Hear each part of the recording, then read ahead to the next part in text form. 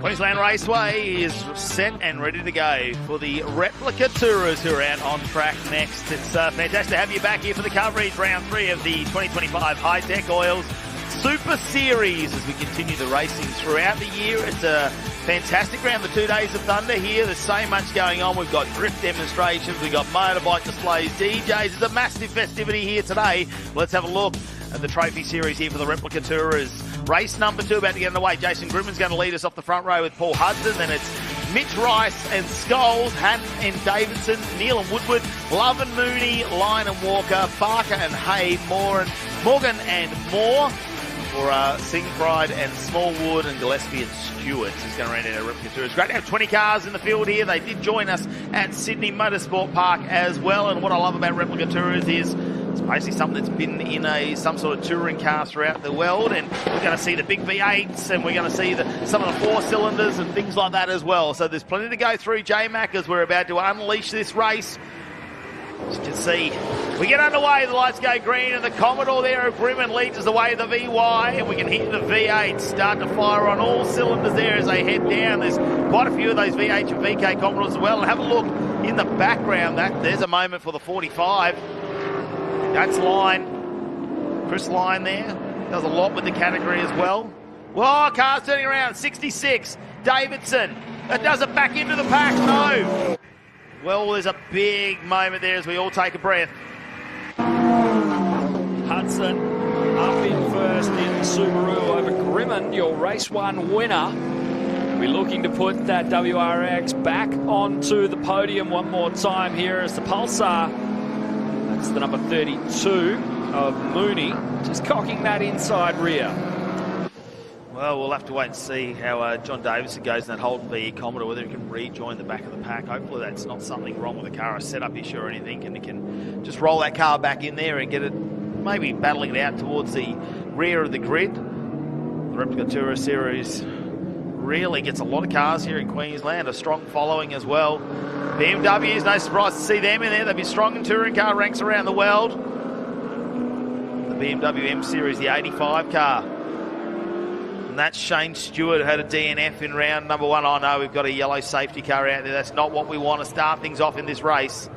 Safety car has been deployed, and it's going to be Hudson, the WRX, leading this one. Have a look at the Budweiser Mustang as well. It really brings you back to a bit of, NASCAR American icon that we love seeing out there. That's Graham Woodward.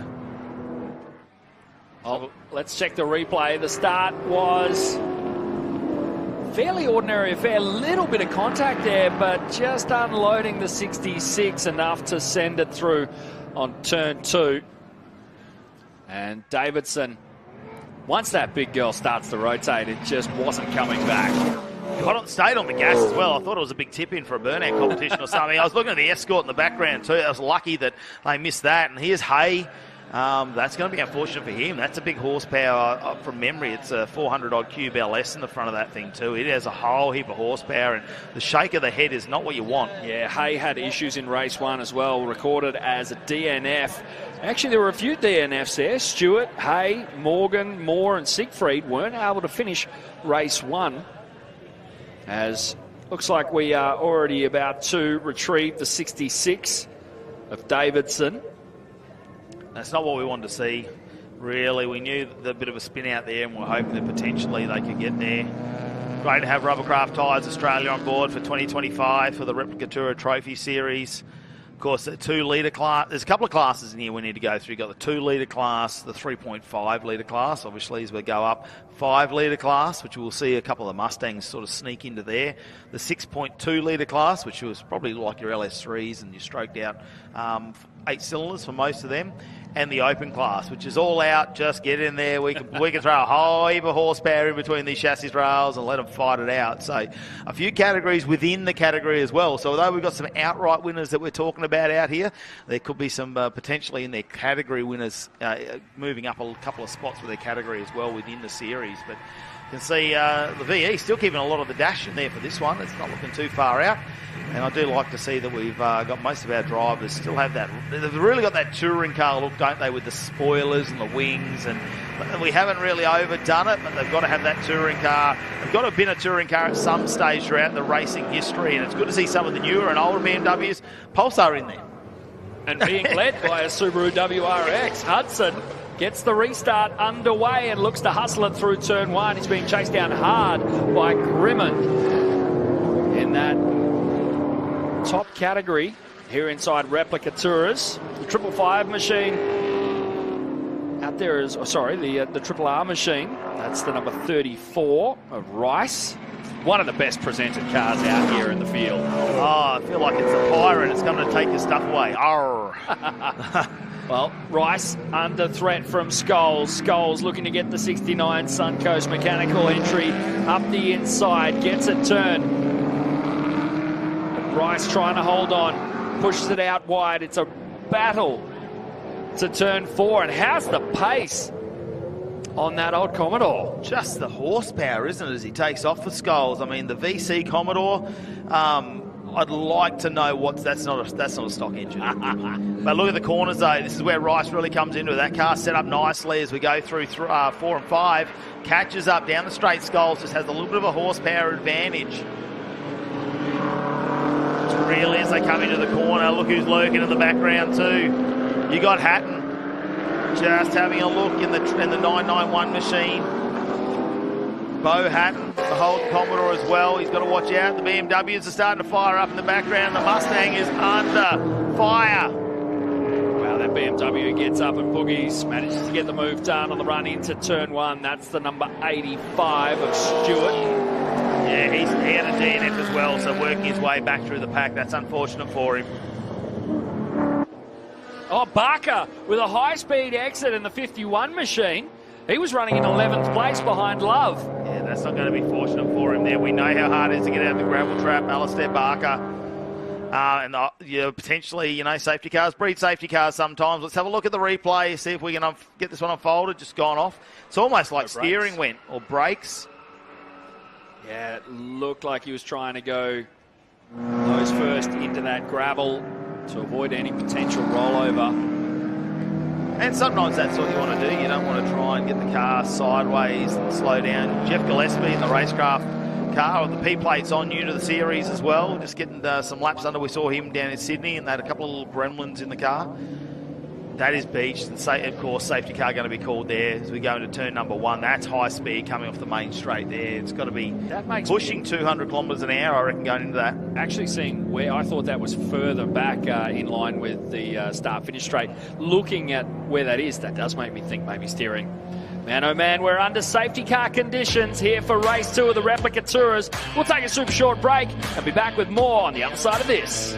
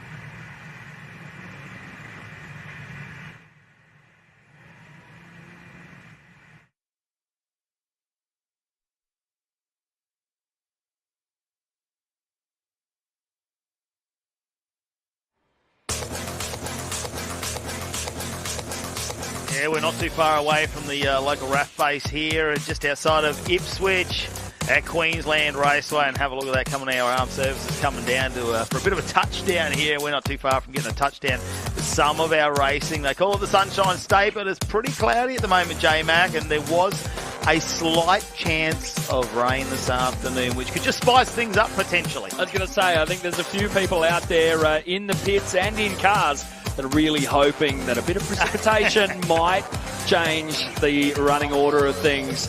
Unfortunately, the number 51, Barker, having an issue either with steering or brakes on turn 1. As we go on board under safety car conditions, we have 3 minutes and 40 seconds left of our Replica Tourers Race 2. On board the 371 machine of Jordan Walker. Yeah, she's down there. Unfortunately, she's back there in 12th position at the moment, just outside the top 10, but got our onboard cameras there in the Commodore. She's been in this category for a couple of years now too, and we can see that they've got support on board this weekend. We've got Australian production cars not too far away from hitting the grid, and have a look at them lined up. Reminder that we've got a 2-hour production car race tonight starting at about 5:30 p.m. We've obviously the first driver, whichever driver they pick out of the two, will do a short half-an-hour race here this afternoon. That's a bit of a look at how quick they're going to go and where they're sort of going to position themselves. A couple of categories, obviously, the different classes like you see at the Bathurst 6-hour and places like that. So there's a couple of classes within there, but a massive 2-hour, 2-driver race this afternoon, including some fuel stops that will be in the mix there. So it's going to be interesting to see how the strategies play out for Australian production cars. Can't wait to see that one unfold tonight. Of course, we come back here in 6 weeks again, and we double up on that. We got a 3-hour production car race as well. So they're a big part of what is now the High-Tech Oil Super Series. Is unfortunately, Dr. Sugar is not looking sweet at the moment in the 193 machine there. That is pulled up. And Stephen Siegfried, unfortunately, had a DNF in race 1. Car's still moving under its own power, but he is taking it off the track while he gets that thing off the racing line. Let's head down and check in with Mel. So someone we're used to seeing up the front of the field, but it hasn't been your weekend so far, Brad Gardner. A little bit of work going on here, though, with the number 22. What have you found and what can we expect? So practice and qualifying, we're just simply off the pace. And I think that's just laps, and especially at this track, haven't done a heap. So we're digging deep, and in that race, we've got a broken uni on the back of the tail shaft. So that would have a little bit rough and wasn't perfect, but I was reporting back to the boys pretty hard, saying there was a vibration and stuff going on. So we limped home, and the boys said we're pretty lucky that we pulled it in straight. So yeah, it's here now, and we're working on it pretty hard. A few more swings at it, and we'll get going for the next one. So you had the luxury last year of being up the front for most of the season, just battling for first and second a lot of the time, and now you're back in the field. How different is it? Yeah, it's I don't know, it's fine. It's good racing. I enjoy racing. Everyone's clean in TA2, but it's just not where I want to be. You know, we have a beautiful car, a great team, awesome sponsors, family, everyone that support me. So we deserve to be up the front further, and I know I can do it, and the team can do it. We just need to get it to happen. Well, let's hope you've found something amazing and you rock it through for the rest of the weekend. Yeah, thank you. Big shout out to everyone back home, Mum, Dad. Cheers, guys. Tell you what, if he can work through the field, he might turn Max Vidot's frown upside down, because he is struggling. He is really struggling to find the setup there for Brad Gardner. They lost some telemetry and some data gathering on that car, so you're sort of throwing a few Hail Marys at it. Have a look at this. We've been gifted with a bit of an air show here at Queensland Raceway as they are flying in. Maybe a few exercises going on, I'd say, with our Royal Australian Air Force. Let's get back to some racing, though. The Replica Tour Trophy Series. Join us. Once again, we saw them in Sydney, and now they're back. A couple of cars, unfortunately, don't look like they're going to be back in here. The Stephen Siegfried entry, as well as the number 51 of Alistair Barker. As we get underway in the WRX, can he hold out the V8 power there of the VY Commodore of Grimmond? It's our final lap. It's going to be basically a green-white checker. That's it, a last lap dash. Hudson in the Subaru, trying to break away from Grimmond, who's under fire from Scholes. In that VC Commodore with big horsepower, the number 69 trying to pull out and close up that gap on the run into 3. One of the fastest sections of this track. I've got to say, Hudson has put in a stellar performance here, and really on that restart showing a clean pair of heels, put Grimmond down to second place. I think Rice just followed Scholes into turn number 3. They both went a little bit wide. Looks like they're still going to hold out Stewart and Neil in the background. They're going to have the pace to try and close that up. I don't know if Grimmer's going to have it here for Hudson either. Hudson in the WRX looking strong out in front at the moment. Grimmen might have a little bit down these straights. As they go through the corners, Hudson definitely has an advantage in that all-wheel drive WRX. It's the final corner. Hard under brakes. You can see him close down Grimmen. Can he maintain the pace through here as we look at one of the bars stuck out there in the gravel trap? And no, Hudson is going to bring this race to home for the Replica Tourers. Sponsored by Rubbercraft Tyres Australia. So it's going Hudson, Grimmen, Skulls, Rice, Stewart, Neal, Hatton, Smallwood, Woodward. Love for your top 10 cars home as we see the checkered flag. An unfortunate event, they're seeing 2 safety cars throughout this race. It really takes away a few laps from there, and they were spread out. It was good. It brought them back together in the end, and I thought potentially we might see Skulls and Rice get on the back of Grimmen and challenge him there, but with 1 lap dash, it's really a sprint to the finish. 100%. Hudson going to be happy to bring this one home in the Rocking Horse Performance Subaru WRX. How about it? It's definitely a bit of a turn. Hudson only able to bring home P2 in race 1. Backs it up with a win here as, again, the air show continues. Gotta love it. The dry skies, I think everyone will be happy about that one as we have a look at our official results for the results of the Replica Tourers Trophy Series. In race number 2, Paul Hudson with your win. Jason Grimmen in second, and Rex Skulls around out your podium. Mitch Rice wasn't too far behind, and it was Stewart, Neal, Hampton, Smallwood, Woodward, and Love for your top 10 there. And then we went back to Moore. Jordan Walker ends up in 12th with our onboard camera. Then Jeff Gillespie and then Lescor. That's a good little fight back for 13th there.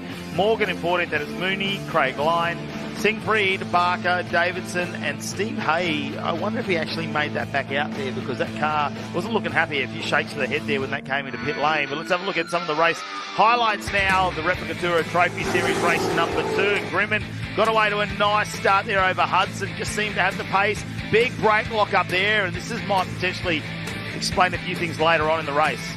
Yeah, we saw that number 51 exit stage left on turn 1. There was almost a bit of contact there between Skulls and that number 66 machine of Davidson.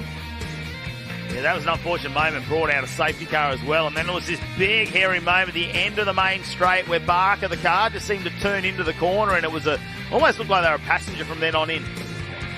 Trying to mount the charge to get it done for the finish. Grimmen not able to grab position. One lap dash. Yeah, 1 lap just wasn't enough for Grimmen, was it? Hudson seemed to have that covered. It was a nice start from Hudson too. And I think when you've got that opportunity to lead the race away on the race start where you want to, he would have known where the Subaru was very comfortable to hold out the high horsepower there of Grimmen's V.